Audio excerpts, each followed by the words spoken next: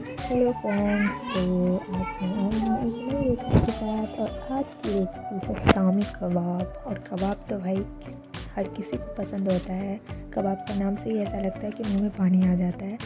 और ये सब चीज़ें तो होती है कि सबको ही पसंद आती है। तो आज मैंने भी सोचा कि चलिए मैं शामी कबाब की रेसिपी आप लोगों से शेयर करती हूँ।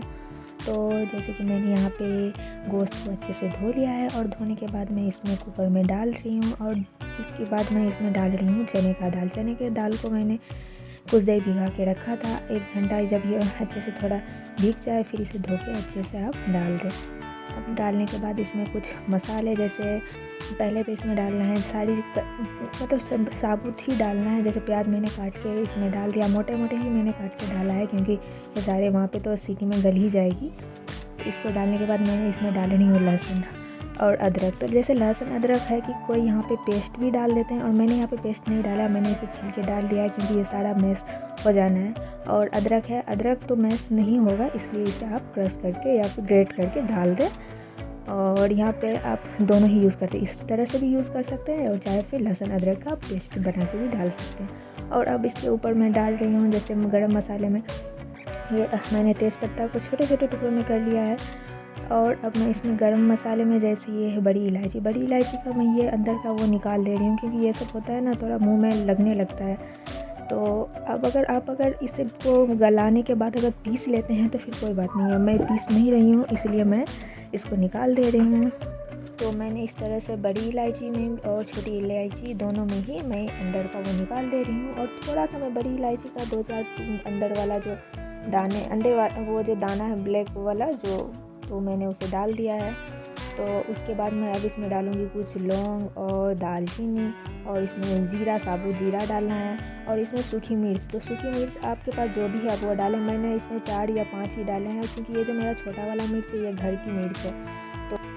तो ये काफ़ी तीखी होती है, इसलिए मैं इसमें 4 या 5 ही दे रही हूँ।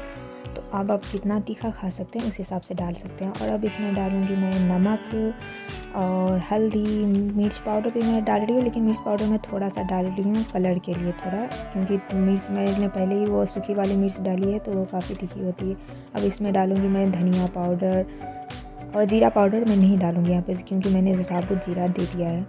और अब इसमें पानी डाल देना है और थोड़ा सा ऑयल देना है, थोड़ा सा ही बस डाल के इसे मैं सीटी लगाने के लिए छोड़ दूँगी। और ये मतलब पहले तो हाई फ्लेम पे और फिर उसके बाद लो फ्लेम पे इसे छोड़ देना है, और तब तक ये गल ना जाए। और फिर जब गल जाएगी उसके बाद उसको निकाल लेना है। और निकाल लेने के बाद उसमें जब बची हुई पानी रहेगी, अब इस तरह से आप देख सकते हैं मैंने अलग पॉट पे या फिर अब उसी में ही अब इस तरह से हाई फ्लेम पे अब इसको ऐसे ही चलाते रहें और जब तक इसका पानी सूख ना जाए। तो इस तरह से इसको चलाते रहना है। और यहाँ पे मैंने एक जो मैश करने के लिए वो होता है, इसको मैंने यहाँ पे यूज़ किया है। इस तरह से मतलब चलाते रहना, इसी से मैश करते हुए चलाते रहना है कि इससे ये होगा कि आपका दाल और जो गोश्त है वो अच्छे से मैश हो जाएगा। और फिर आप इसको निकाल लें, जब इसका पानी सूख जाए तो आप इसे निकाल लें और किसी भारी सामान से, जैसे मतलब जो ओखली का जो ऊपर वाला वो होता है जिससे आप उससे भी आप मैश कर सकते हैं, और या फिर आप ग्राइंडर से इसे आप पीस भी सकते हैं। तो ये आप पे आपको जैसे बनाना हो। तो मैंने इसे पहले बहुत अच्छे से मैश कर लिया था, और लेकिन मैं यहाँ पे एक बार पीस भी ली क्योंकि इसमें छोटा छोटा जो गरम मसाला का वो टुकड़ा था ना वो मुँह में बार बार आ जाता है तो फिर सारा टेस्ट ख़राब हो जाता है, इसलिए मैंने इसको पीस लिया।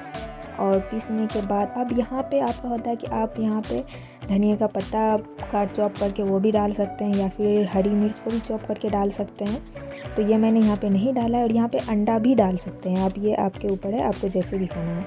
और मैंने तो ये यहाँ पे नहीं डाला है। और इस तरह से मैं अच्छे से इसको मिक्स करके और पैन में ऑयल गरम करके आप इस तरह से अपने हिसाब से इसमें साइज़ दे सकते हैं, आपको जैसे ही बड़ा या छोटा साइज़ जिस हिसाब से बनाना हो तो इस तरह से आप बना ले, सेक लें। और आप इसे इस कबाब को आप पराठे के साथ, पुलाव के साथ, बिरयानी के साथ, आप जिसके साथ भी खा सकते हैं, एंजॉय कर सकते हैं। तो आप भी ट्राई कीजिए, एंजॉय कीजिए। बाय, अल्लाह हाफिज़।